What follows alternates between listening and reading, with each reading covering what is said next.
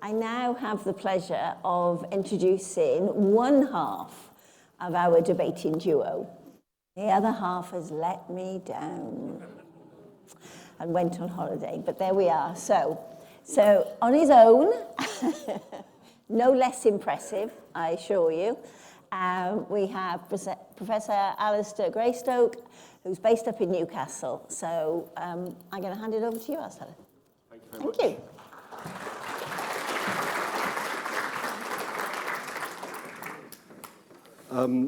So thank you very much. This is my third time here. Although the first time, some of you may be aware, I was here virtually because I couldn't actually travel down because my back was so sore. So I did it standing up through a computer. As Deborah said, the last two times I've debated against Tom, who hasn't dared share his face after the last drubbing I gave him. But the one 2 years ago, which I lost by 95%, was should lorlatinib be given first line, and I think I was just 2 years ahead of my time.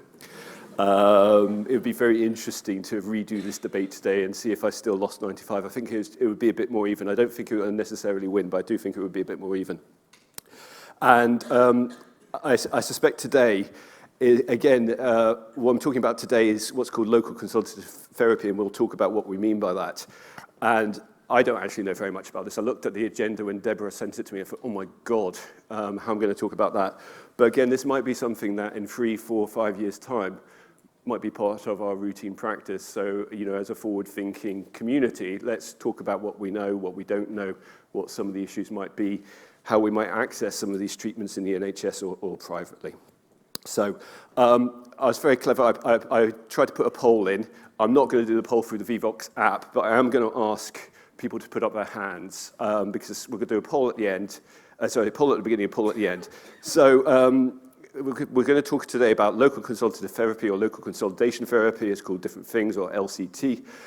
So first off, if you have no idea what LCT is, please put up your hand. Don't be shy. Great. Okay, that's good. Hopefully we're going to be able to... Is anyone in this room who has had, or their carer has, or thinks they have had? So we've got a small smattering. Anyone who's heard about it but hasn't had it? I've got some other ones. And anyone else who's heard a previous talk about it? Oh God, I've not got a lot to live up to here. I was aware, looking at today on Twitter, Daniel Gomez, who's done lots of the studies that I'm going to show today, he did a talk on one of the UK ALK forums about 3 or 4 days ago. So if you don't like what I say, go listen to him.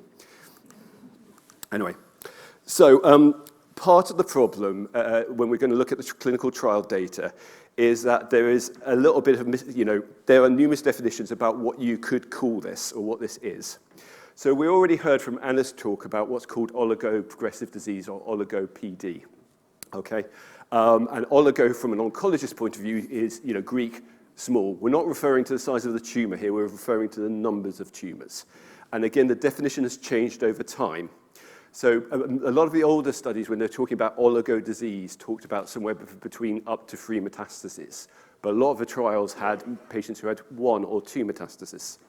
Now they're starting to talk about 5, as we'll talk about, and some studies are even looking at 10 sites of secondaries, metastases, being oligo, okay?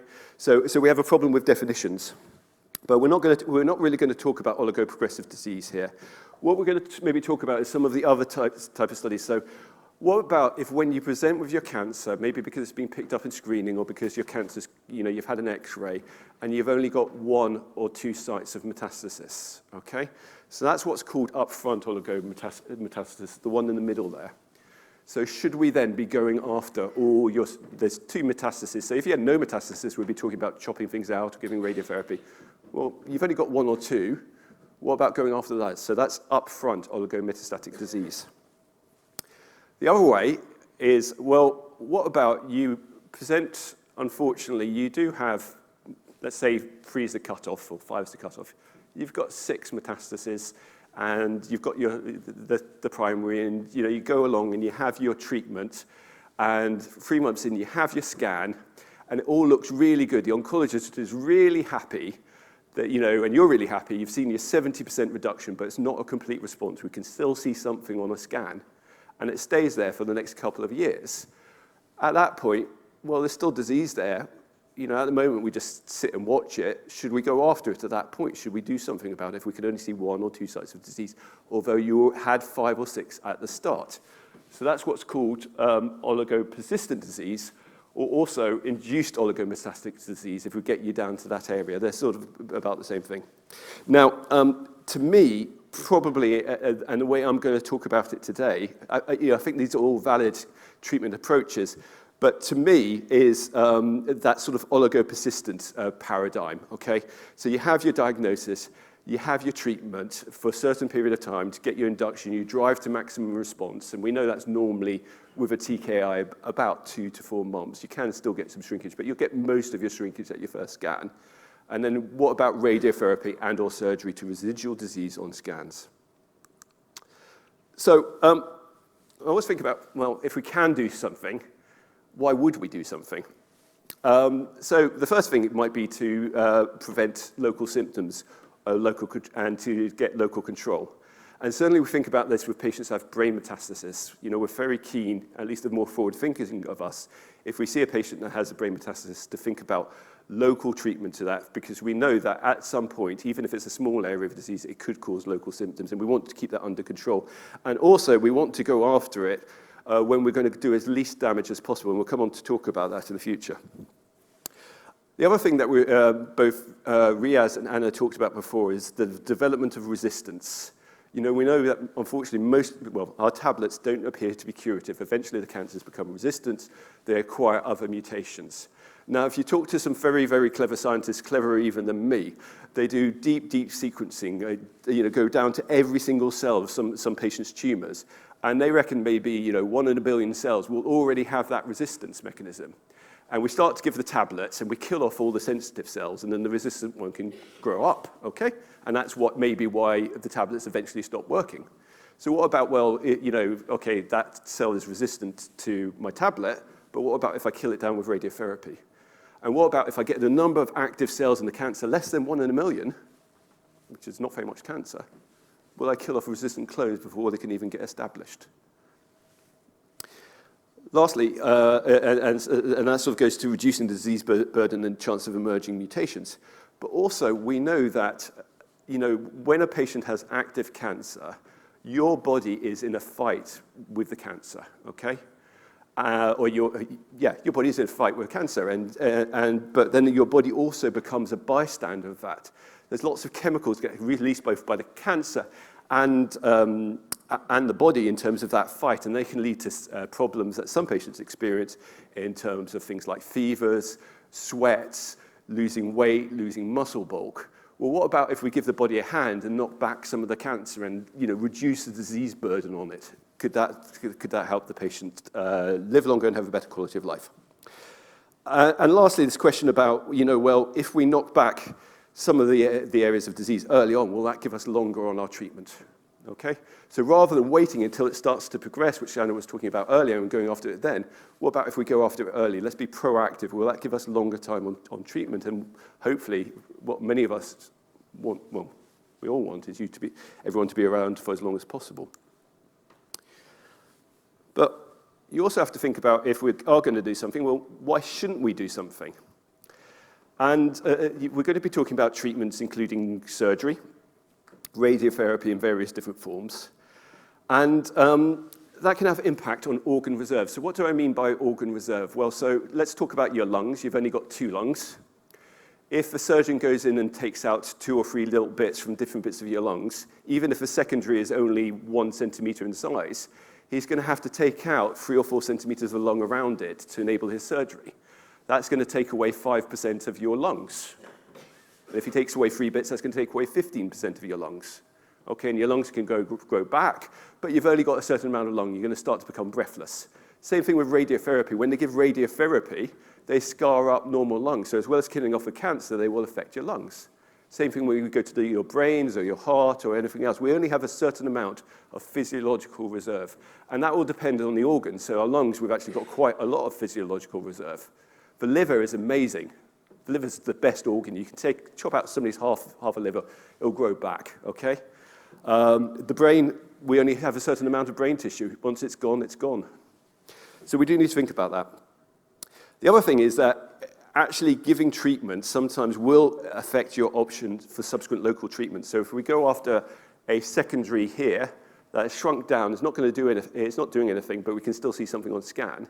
We give high doses of radiotherapy, we cause scarring next to it. And then another secondary appears, a year later when that one's still fine, but there may be so much scarring or you've already had radiotherapy to a top dose to that area. You can't give any more radiotherapy, we can't give the treatment. That's particularly problematic for, for example, the disease that's near the spine. The spine has a very low tolerance for radiotherapy, so we start to run into problems because your lungs go right next to your spine. So if you start going after things there, you may impact on subsequent treatment options. Thirdly, and I think these are slightly more theoretical, some more knowledge than others, we do know that surgery releases growth factors. If you do not take away all areas of cancer and you do surgery, particularly major surgery, we know that cancers can become more active. Your body is starting to heal, it's releasing proteins that allow it to heal, and unfortunately sometimes that does lead to cancer growth, particularly if you're not on a good cancer treatment at the time. If you're on your tablet and it's working for all of the other areas of the disease, that's great, you're probably okay. Radiotherapy also does impact on cancer biology. We're learning more about this, certainly in terms of interacting with the immune system. When you give radiotherapy, particularly to your bone marrow, it impacts on your immune system and maybe its ability to attack the cancer, particularly if you give large volumes to large areas of the bone marrow. And lastly, what about subsequent treatments? So I've put there two technical terms that some of you will know and some of you won't. So pneumonitis is scarring of the lungs. And it's a very crude term because it means any scarring of the lungs. And so that can be due to radiotherapy that I talked about. Radiotherapy causes damage to the lungs. But occasionally, some of the tablets that we give cause scarring to the lungs. So brigatinib, alectinib, lorlatinib, all of them, in about 1 in 100 patients, you can get inflammation of the lungs.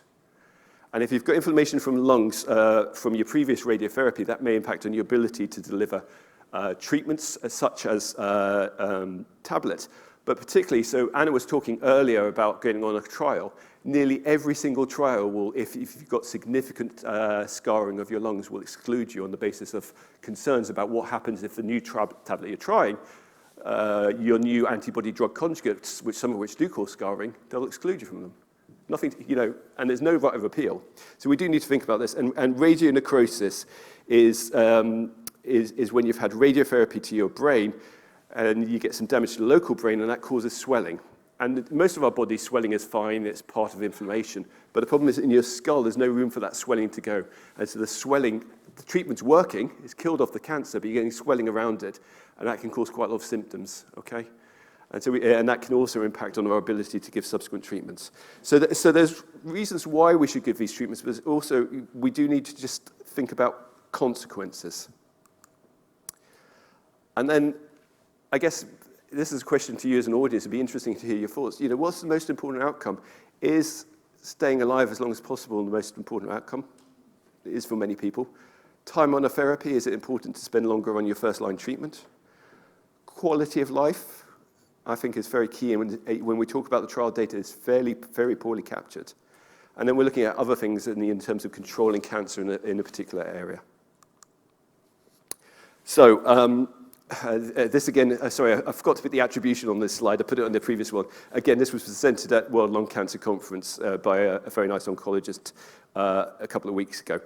This is a very busy trial space. There's a number of studies out there, but a lot of them are, as we'll talk about, are very small and look at things in a number of different sites. Is this going to work? No, the laser's not going to work, unfortunately. We've already heard about some of the oligoprogression ones, including the HALT study. In the UK, so these are not just for ALK lung cancer patients. These are all lung cancers. In fact, some of these studies are for multiple disease types. So, for example, CURB, which is over on the right, is one of the presented studies. Only about half of the patients in that were lung cancer. So it's a real mess for us to try and pick up. But there are a number of studies out there, and we will talk about some of them. So, important questions for me, I hope for you as well, is patient selection. So who should we be thinking about this for? Should they be patients who only have 1 or 2 secondaries when they first present with their cancer? Or should it be 1 or 2 that induced state that at the time of maximum response. Do we go after all the areas that you can see on the scan? Or if you had 5 or 6 areas on your scan originally, and you've now only got 1 or 2 areas on your scan, do we just go for the 1 or 2 and ignore the 3 and 4 that we can't see on your scan anymore? Importantly, how do we assess your response to your first-line treatment if we're going to go after things? Should it just be a CT scan? Should it be a PET scan, a brain MRI? Should we be doing cfDNA to assess whether there's still signs of the cancer being active in your bloodstream? And then in terms of treatment, should we be doing surgery? Should we be chopping these areas out so we can look at them under the microscope?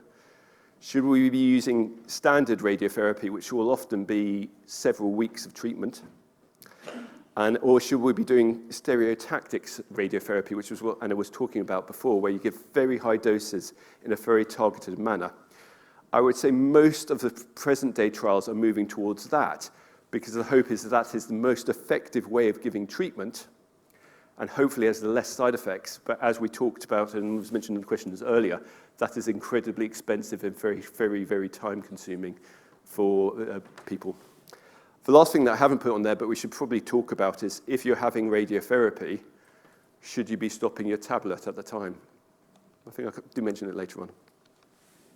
So I'm going to talk about some clinical trials, not because I think they really guide our way forward, because I think the data is a bit of a mess, but just to try and talk about some of the issues that we see over time. And Deborah, one of these days you might have to do a talk, if you haven't already done one, on how to interpret clinical trial data. You should get a stats person to do it. But so this is a paper from 10 years ago, and this is lung cancer patients. And this is often how doctors look at trial data. We have what's called Kaplan-Meiers, and you start off at the top with all your population, 100% of your population, and over time something happens to people. So on the left is overall survival. So unfortunately patients die over time.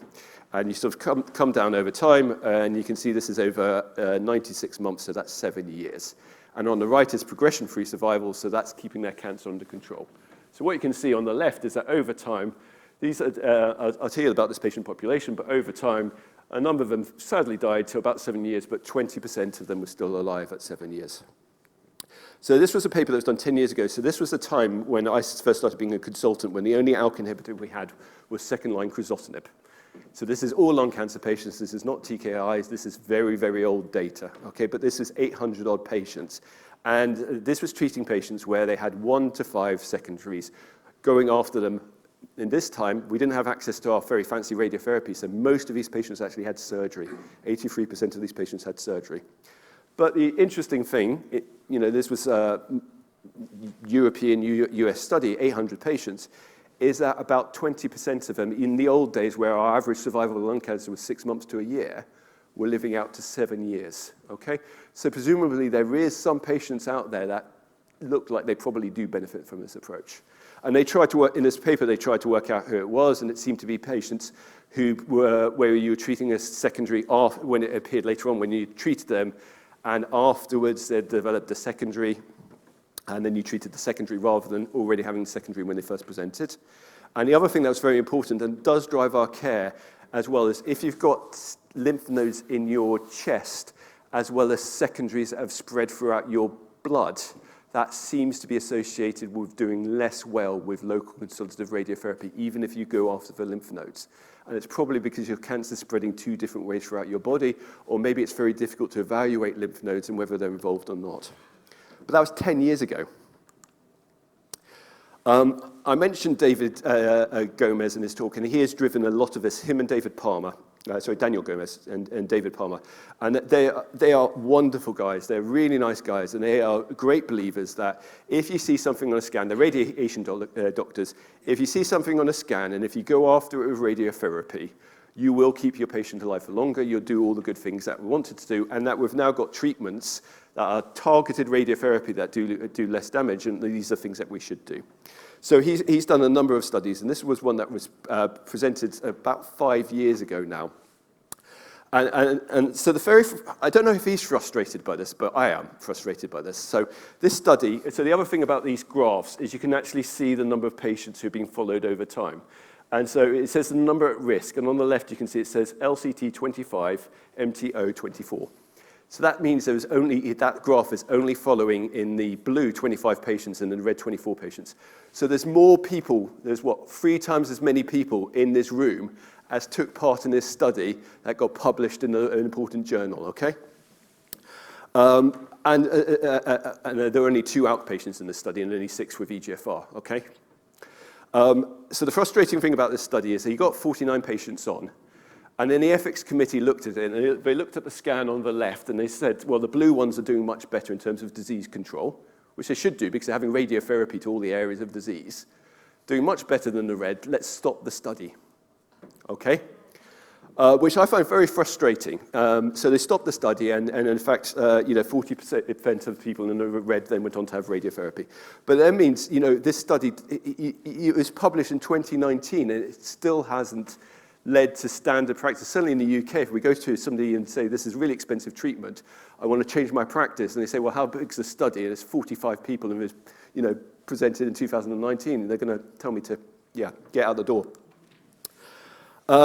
So Sabre Comet is another study. I'm going to have to turn my page. You can tell I haven't talked about this lots because I've got notes to take. So this was it went up to 5 metastases, okay? And this was run in the UK. It was run up in Glasgow as one of the sites. So they got 99 patients. It wasn't only lung patients, so only 18 of this were lung. It was a 2-to-1 randomization. Again, relatively small, looked like it's important, and they showed, so they did do some interesting analysis on this, although it was only 99 patients, so they showed patients lived longer, they had longer control, and actually they ended up needing less chemotherapy afterwards, so important outcomes. And they even did a cost-effectiveness analysis, and they said, well, actually, to deliver this treatment for a patient would be using the metric of what we normally use, cost-effective in the NHS and much cheaper than some of the drugs we use. Again, it still hasn't come on. And then this is another study that drives me slightly mad. I've lost track of my notes, but 29 patients. So this is in a good journal. It's JAMA Oncology. This is what the US oncologist read. And again, very similar idea. But again, so this was looking at patients where they got them into induced response, and they looked at either stereotactic radiotherapy or just carrying on.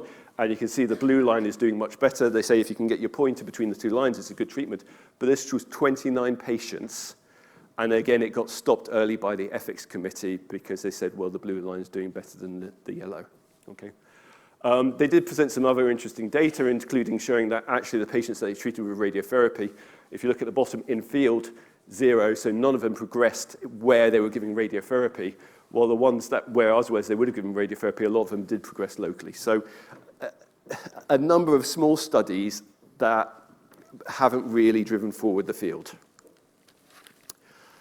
And this one was a real kick in the teeth. So this was presented at ASCO in this summer, so the big cancer conference.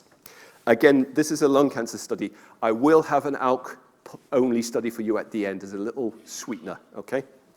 So just so you stay awake, there is an ALK only study coming. This was a big study, 218 patients. It got all the way through. It was not stopped early. They got 68 sites throughout the US and elsewhere to sign up to this study, and it recruited very well. And to get onto this study, you were diagnosed with metastatic lung cancer, and you had your 4 cycles of chemotherapy and immunotherapy. And at the time of scanning, if you had 0 to 3 metastasis, all of which were amenable to Sabre radiation and surgery, then you got randomized 2-to-1 to either having radiotherapy or surgery to all the sites or not, okay? And this was a bust. It was a negative study. So those are the 2 lines. I can't get my pointer between them. I've got a bit of a tremor. It's a long way. So this was not an EGFR or ALK study. This was all lung cancer. Most of these patients had immunotherapy. And again, they looked at survival. And again, they didn't see any difference in terms of survival. So this was the biggest ever study that looked at this approach. And I felt so sorry for the guy who stood up and presented this, because he'd spent years of his life running this study, finally done a proper study, got people to recruit to it, and it was a negative study. He was almost crying on the stage. But the problem with it was, although it was a big study and it was well run and they had clear categories, it was a bit of a mess. So they didn't separate out the patients who had 1 metastasis at presentation from the ones who had 10 and then dropped down to 2. Okay, those are very different cancer patients. They didn't really split by treatment. So I think the next study we're likely to see is a UK study of Sauron, where you had to have less than 3 when you first presented, and then very similarly, you got randomized to radiotherapy or not. But the bottom line is at the moment, we still do not have great data. This is the biggest study in the oncogene space. So this is an EGFR study that was published a year ago. I'm only going to show you 2 more studies, but I think these are the 2 most important ones. So this is done in China. And it was called the CINDAS trial, and it was in EGFR mutated lung cancer. And as Riaz said, we tend to extrapolate, for better or for worse, many times from EGFR lung cancer to ALK lung cancer. And what they did was they said, when you're first presenting with your EGFR mutant lung cancer, half of you at time of presentation are going to get radiotherapy to everything we can see on scans if it's only a small number of areas of disease. So there was a few problems with the study. Number one was it was done in China. And similarly, that in ALK inhibitors, you're now up to your 3rd generation inhibitor. In EGFR, we're now up to our 3rd generation inhibitor. So most patients now get osimertinib, which is a 3rd generation inhibitor. In this study in China, they only got access to a 1st generation inhibitor. So we would regard their systemic treatment, their tablet treatment, as not the right, not the best treatment. Okay. The other thing which really worries me is if you look at it, they looked at 600 patients on the top, assessed for eligibility 600 patients. And there were 150 who weren't suitable for the study. Okay, it's quite a lot. There were 312 who didn't want to go on the study. Something funny going on there. So I'd love to know more about who those patients are, why they didn't want to go on. Was it, I think if I was running a study like this, and we have run studies like this, we always include, or we try to include a section where patients who don't want to go on for something a bit experimental like this tell us why they don't want to go on so we can learn, okay? So that does worry me. Anyway, it was a positive study. I can put my pointer in. So you can see that the blue patients who had radiotherapy, their cancer on the left is kept under control longer than on the tablet alone, and they live longer, okay? And this is a big study. It's 130 patients. That's the size of people in this room, okay?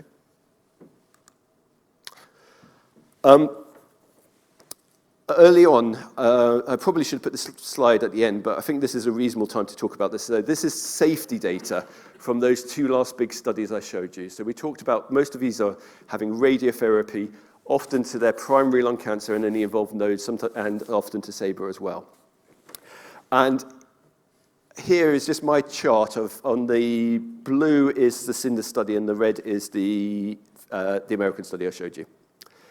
So it's percentage of patients getting a toxicity, and there we're talking, it says, 5%, okay?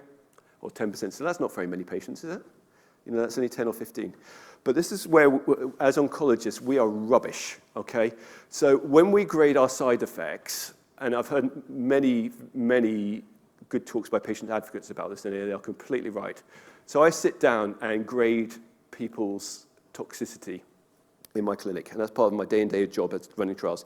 And we grade from 0, which is no toxicity. Grade 1 is a little bit of toxicity. Grade 2 is probably having an impact on your quality of life. Grade 3 is hospitalizing you. Grade 4 is life-threatening, and grade 5 has killed you, okay? That doesn't sound like a very good spread of things. And the other problem is, so grade 3 diarrhea is opening your bowels, I think it's 9 to 12 times a day or during the night, okay? Doesn't sound very pleasant, particularly if you're doing it long term. Grade 3 low neutrophil count is just having your neutrophil count at 0.5. Many of you, if you've been on chemotherapy, you'll have that. You'll walk around, you don't even notice it. So it is not a very good system. It also doesn't look at how long an event lasts for, okay? So if you have grade 3 diarrhea for 1 day or 1 year, it doesn't really capture it particularly well. But what I've showed here, so esophagitis, that's nasty, okay? That's being able to swallow for a period of time, probably needing painkillers. That doesn't worry too much. I talked earlier about pneumonitis, grade 3 pneumonitis.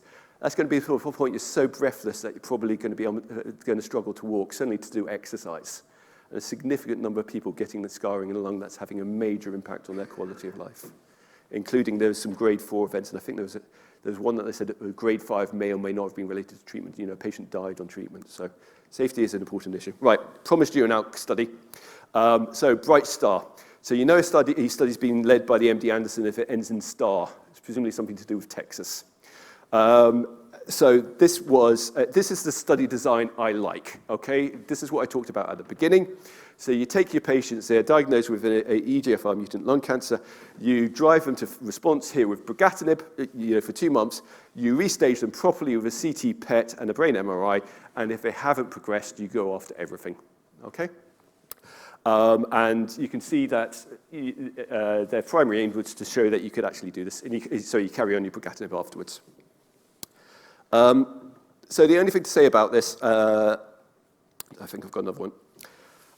So again, MD Anderson, God bless them, they did this all by themselves. It's a great study. It still hasn't been published.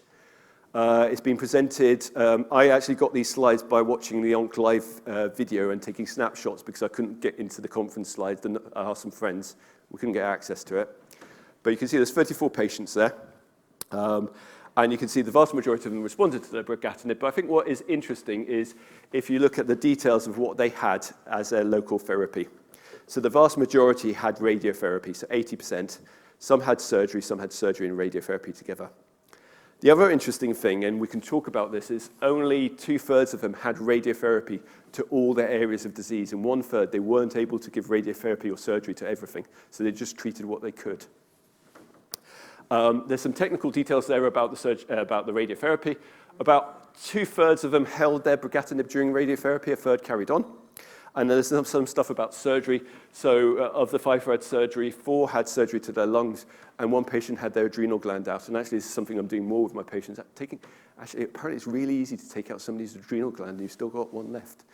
So we've sent a couple of our patients now to have their adrenal glands taken out when it's been their only site of disease. And so everyone on this study got their treatment, so you've only got 1 line, so you can't compare it. But they've said their 3-year length of disease control, so the number of patients who still had their cancer under control, was about 7 out of 10. And if you look at the first-line study of ALTA-1L of brigatinib, that is higher than historical controls. Okay, so that's better than what's out there, but this is 35 selected patients who had low areas of disease. And then again, you can see their side effects, including a grade 4 bronchopulmonary hemorrhage. That is somebody who's bleeding so much it's life-threatening. So, and a grade 3 pneumonitis. So, not without its problems. And then they looked if there's anything that could predict the patients who are likely to do well. So here you want to be in the blue lines, you want to be staying up high, but you don't want to be dropping off with your cancer progressing. And you can see that the patients who had small numbers of disease when they first presented did better. If you were able to, in the middle, if you were able to give radiotherapy or surgery to all areas of disease, you did better. And also, if you could not pick up anything in cfDNA at the beginning, you could do better. I'm not going to talk about that. Just to say that there is a Bright Star 2. I couldn't find the study. I know they're planning it, where it will be randomized. They're talking about radiotherapy being added in. They're talking about chemotherapy being added in. So some practicalities to finish. You've heard what I have to say. You think we should do it. Okay, so the number one thing is there's a number of things that are not funded. So PET scans are not funded in this situation. Now, if you're me and you know how to talk to your pet radiologist, and we have a very nice pet radiologist, I'll say, I'm considering curative treatment, and he'll sign it off. But if you're, Joe Bloggs down at the District General and you ask for a PET scan and somebody who's been 3 months on brigatinib, they will just reject the request. It is not funded in the NHS for that setting. Stereotactic radiotherapy. I suspect a number of you will have it, and from your point of view, it's probably relatively easy. You turn up, you have your planning scan, you go away for a couple of weeks, and you come back and you have 1 or 3 treatments. But in those couple of weeks where you are not there, there will be several people and a high amount of computer time working out how to deliver that treatment, okay? And it is restricted. And CFDNA we've already talked about. Treatment breaks if you develop toxicity. I don't know if you've talked about treatment breaks at this conference. I know it came up at the last conference. So theoretically, if you're on a TKI and you have to take 6 weeks off treatment from your planned date and your oncologist does not fill out a treatment break form beforehand, the NHS is within its rights to take away your treatment. And that's in the little blue ticks that we sign up to when we do the forms, okay? So if you end up with a side effect, say, for example, you're the person who got the grade 4 bronchopulmonary hemorrhage and you're coughing up blood, and your oncologist, and you spend 30 days in hospital and you're not well enough to take your tablet again for 2 months, that potentially puts things at risk, which is wrong, okay? And then a big question is, well, a number of you will be aware that these tablets are not without their side effects. They cause you tiredness, they cause you rashes, some sensitivity. So there's a big question, well, all these studies, they carried on. What about if you've had radiotherapy to all these sites of disease? Is it safe to actually stop your tablet? But again, that goes to the treatment break. If you stop your tablet, then the NHS will take your tablet away from you. So that was a long and probably meandering talk. I learned a lot doing it. I hope you've learned something from listening to me. And I do get patients asking me about this, so it's been useful for me. So the evidence, especially in the ALK space, is very lacking. The only study we really have is the Bright Star. There is more coming. I think there is theoretical potential for benefit. I think it wouldn't surprise me if 4 or 5 years' time this is a standard treatment paradigm, but I think there is a potential benefit for harm as well. My opinion, I'm not going to sit on the fence. I'm going to be out there and say, I don't think it's yet ready for routine use, but I think there may be some of my patients I would like to be able to offer it to. And then I guess the question is, if we had access to both local consolidative radiotherapy, and if we had access to treatment of oligoprogression, and if we had both, how do we choose which patients should have which? But that would be a lovely problem to have. So just to wake you up again before coffee. So would you be happy, again, I'm going to ask for a question of show of hands, to take part in a randomized clinical trial. So Bright Star 2 comes along, you're presented with your ALK lung cancer, you've had 8 weeks on the brigatinib, and your oncologist comes along and says, I want you to take part in this trial of LCT versus not. You will be randomized, you will go into a computer, you will not get to choose, you will be told, I'm not going to make you lie on a radiotherapy couch for nothing, but would you be happy to take part in that trial? So all those who would be, so we'll go for the bottom one. Who would be happy to take part in the trial because they still think there is a question to be answered? Okay. Who doesn't want to take part in the trial because they think there's already sufficient data out there from what I've shown and the theoretical benefits that they just want it now? Okay. And who doesn't think there's enough evidence to justify even going on the study? You're a bit worried about the safety. Okay. So we've got a real smattering in the room. I wish Tom was here. I could have had a debate. But thank you very much for your attention, and happy to take any questions.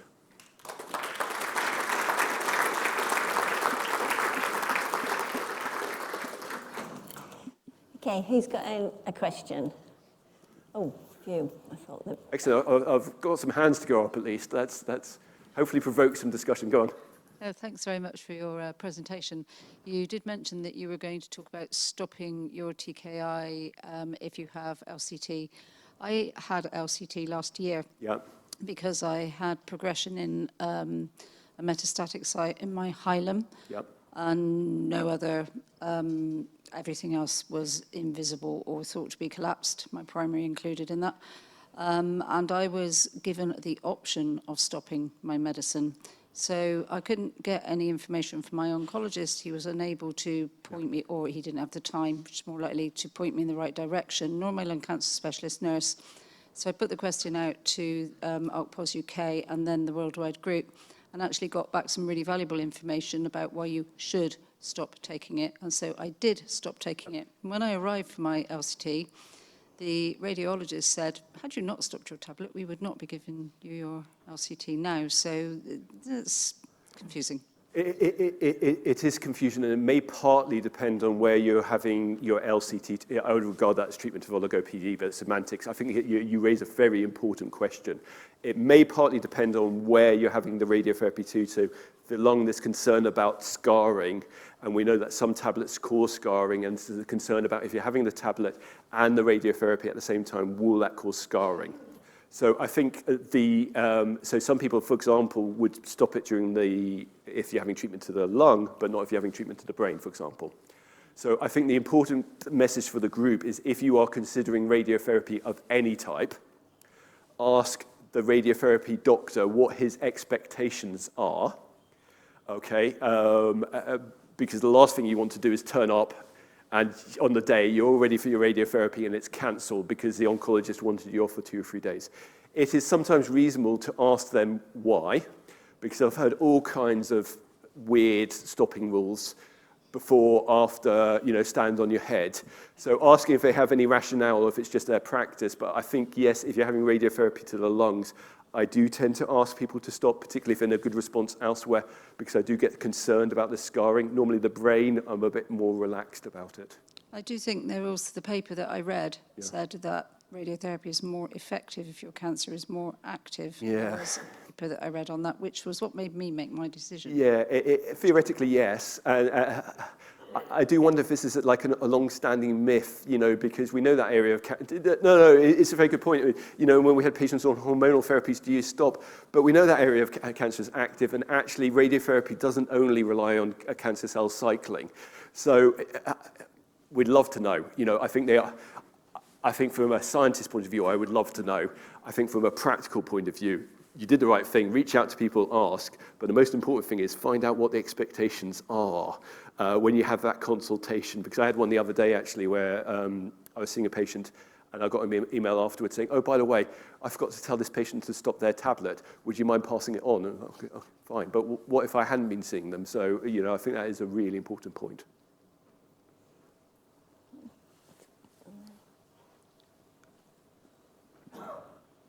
Is there any data available for if you go after all of the sites of disease straight away at pretty much after diagnosis, or leave it 6 months? When you're taking a systemic therapy such as a TKI, which one is more? Is there any data which one is more effective? No, there isn't. And the area where we particularly are worried about this is brain. And I didn't really split into brain or non-brain, but there probably should have been. If I had more time, there probably should be a completely separate talk on disease in the brain versus disease not in the brain, because they are very different. So there is data out there in terms of the brain, but retrospective data. So patients who have oncogenic-driven cancers, EGFR ALK basically, who have brain metastasis active at diagnosis, there is retrospective data, so not randomized, where patients who had radiotherapy up front, particularly stereotactic radiotherapy, seem to have done better. There are proper trials ongoing, and I think, much of that data is old. It was non-randomized. It wasn't using the good tablets nowadays that have activity in the brain, like lorlatinib or brigatinib and osimertinib for EGFR. But no, we don't know. Thank you. This is not a question, just a note. I would have answered yes to your question, but I recently finished high-dose radiotherapy for progression, and I had severe esophagitis. It's nasty. I was admitted for a couple of days for IV hydration. It is a very significant side effect, I'm sure others would say. I'm a believer in radio. I'm a doctor myself, believer in radiotherapy, but I haven't experienced anything like this in my life. It's really nasty. No, and I think as all oncologists, unfortunately at conferences, we downplay toxicity, and I think the radiotherapy people are in some ways the worst, and also long-term toxicity. So I'm running a study looking particularly at long-term toxicity. Again, I didn't talk about this, but there's the question, hopefully many in this room will live many years after your radiotherapy, and a lot of these only capture data on toxicity for 3 months. But some radiotherapy toxicities, we're finding this in my study, are 1 year, 2 years down the line, and they're not capturing that data. But you guys need that data. We need that data if we're going to make informed decisions.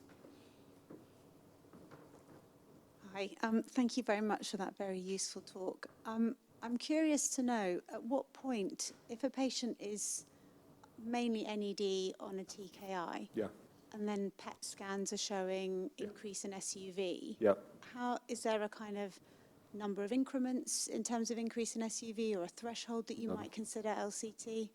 No, again, that's a very good question. And we also have that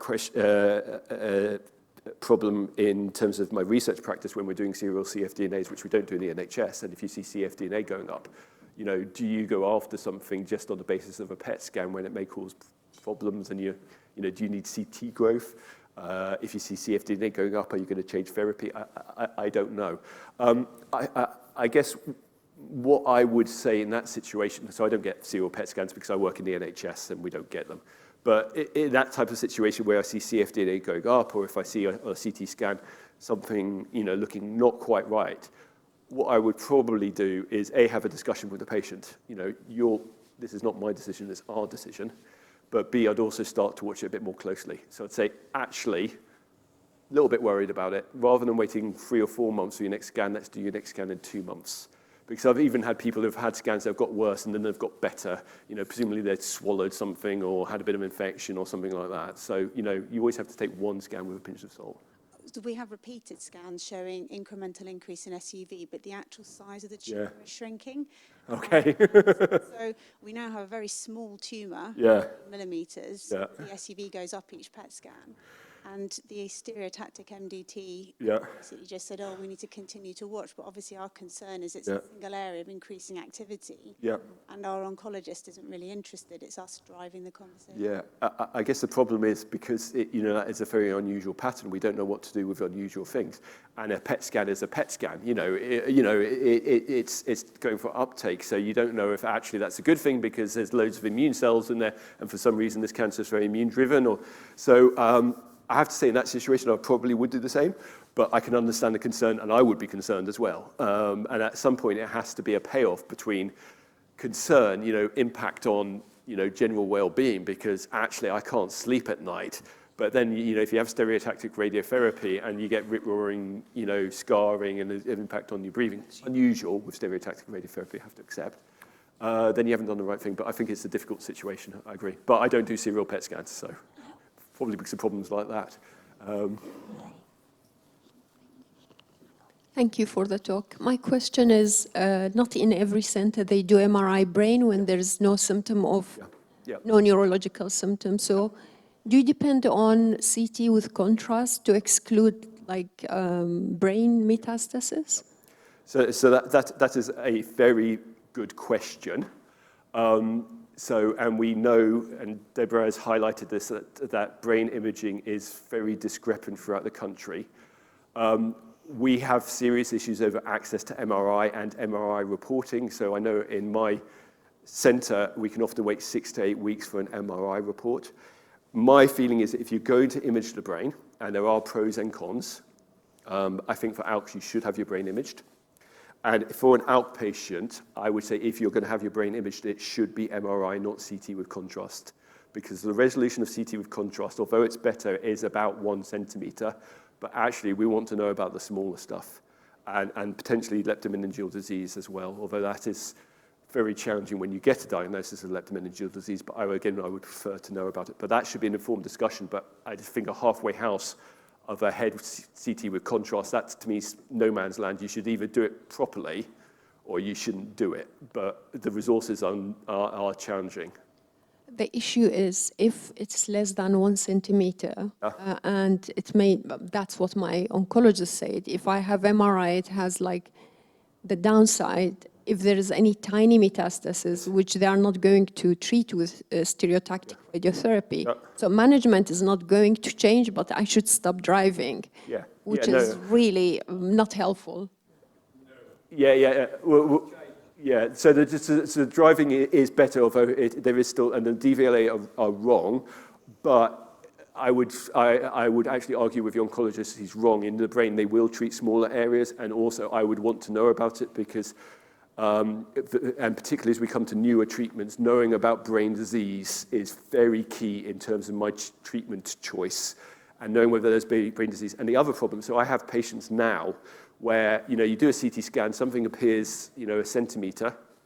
Was it there at 8 millimeters at the beginning, in which case, okay, you may be okay, you might just want to watch it, stereotactic, or no, there was nothing, and this is the first brain metastasis. So I would disagree fundamentally, although I disagree even more with the DVLA. Do you want to, does somebody want to comment on the latest experience with the DVLA, because they changed their minds the whole time, and you probably know more than I do.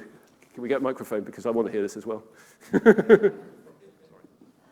Yeah, so this actually changed in the February assessing fitness to drive guidelines, and it's incredibly unclear in what they've actually written, but we've been through it with some DVLA doctors.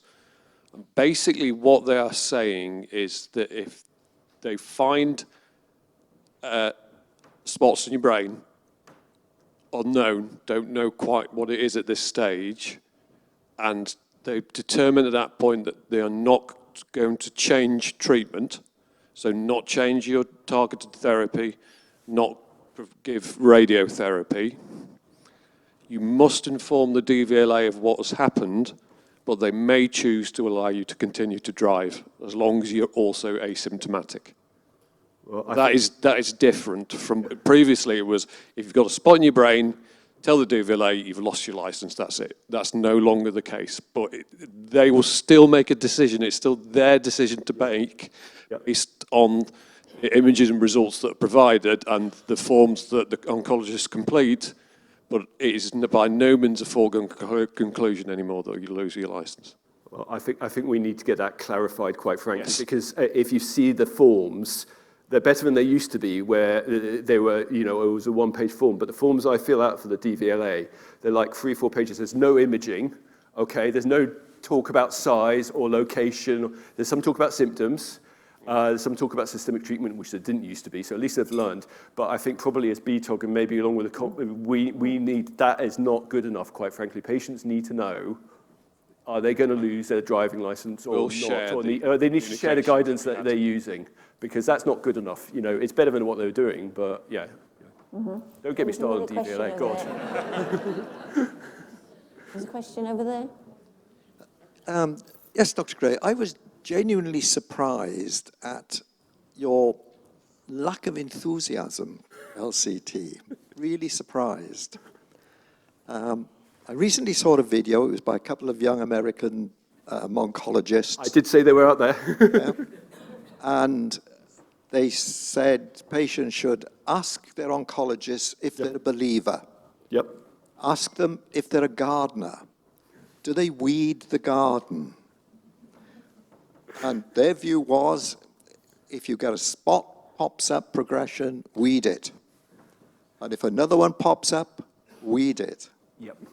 Yep. So A, I'm not a gardener, and B, I agree with that. But that is different from LCT. That's treatment of oligopD, and I'm very much a believer in that. Okay, and I will do that. I think the question is, if you have a weed and you've pulled weed killer on it and it looks dead, do you pull it up and pull up your roots potentially with damage to your lawn? Okay, so that to me is a better analogy. And that's why maybe I'm not quite, so I think I'm a believer that, so I'm prepared to, the way I treat cancer now is very different than the way I did treat 10 years. Fully prepared to believe they are right, and not wrong, but not yet believing enough. But I think there's a number of questions, and I think it would be for me, which patients at the moment. I don't think this should be for all patients, and not for all sites of disease. Again, we've heard about, if you're going after the central tumor and the nodes, you are going to cause significant side effects, maybe less than whipping out one adrenal gland, which you can have under keyhole surgery. Oh, God. Hello. Hi. I'm on a tangent again, really, not really. That's okay, that's what we're here for. Good. So in your presentation, you were saying various things about like some people when they have sort of negative effects. If they last more than 6 weeks, then they could lose their drugs on that. Yeah. So who's the advocate? So I assume that's under the NICE framework that these are all stipulated for. So who's advocating for these new treatments and as progression takes to try and steer NICE in the right direction on this? So me and Deborah. Quite frankly, we speak to NICE regularly. So when the new treatments come through, I tend to be me and Shobit, who will be talking later, and Sanjay. We are the people who are up in front of NICE. But also sometimes when there have been things written on there that are so obviously wrong, we have managed to get rid of them, and we've told NHS England. It's not necessarily just an ALK issue, because I mean, obviously these. No, it isn't. It's a wider issue, and I still don't quite have the rationale. In general, if a patient hasn't progressed, they are happy to carry on treating them. But again, to me, that doesn't make sense. So you've been off your tablet 3 months and it was working, and your cancer started to grow again. Well, surely it means you should go back on the tablet rather than stopping it.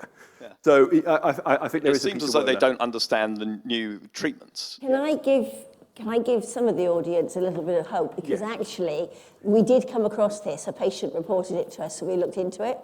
And it's only England that do this. Yeah. Scotland don't, because we wrote to the different health authorities and said, right, freedom of information, what do you do? And Wales had never heard of it, Ireland hadn't, and nor had Scotland. Yeah. There is an appeals process if your oncologist takes that route of taking you off, and the charity will support you in all your, putting your defence together to carry on the treatment. But there is a built-in appeals process for patients. The other thing to say is that, let me being filmed, so I'm going to have to say this very carefully. The way NHS England know how long you have a break from is that your oncologist prescribes it and goes as a download down to NHS England Central, okay? So if you have a prescription at that time when you're not taking it, they do not know that you have had a break. I'm not going to say any more. Can I add to that? We looked at this, and you'll all find in your packs, actually, there's a little pamphlet about treatment breaks. But what we discovered was that we needed to put forward a proposal to the Cancer Drugs Fund. Yep. And I imagine you're supporting that, but we would hope for them to make an exception so that if someone has to be off their TKI for more than 6 weeks and has progression in that time, that then it is the clinician who decides whether or not it's the length of time they've been off. So we have tried to take this forward, and we're still waiting, I understand, to hear from Prof. Peter Clark. Yes. Yep. About the proposal that we put forward. The problem is that NHS England, probably rightly, don't trust their oncologist because they know we're schemers. But no, to me, it doesn't make sense. The 6-week rule does not make sense. But anyway, and I am very supportive.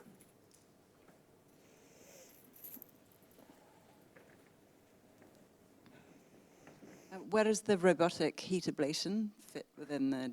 Yes, so I haven't really talked about that, but you're right. Most of the evidence is in stereotactic radiotherapy, but it probably doesn't matter how you kill your tumor. You know, as I said, in 2014, it used to be surgery. The advantage of surgery is that you get the tumor out and under the microscope, so you know if what you're killing was actually active cancer, and you've got your up-to-date biopsy for your oncologist. But we've talked about the disadvantages, but no, in terms of killing, it probably doesn't really matter, whether it's radiotherapy, microwaves, heat, cold. You know, they'll have different side effects, different efficacies. You know, they may cause less scarring, for example, than radiotherapy, but maybe not. You know, there's advocates of each approach. Okay.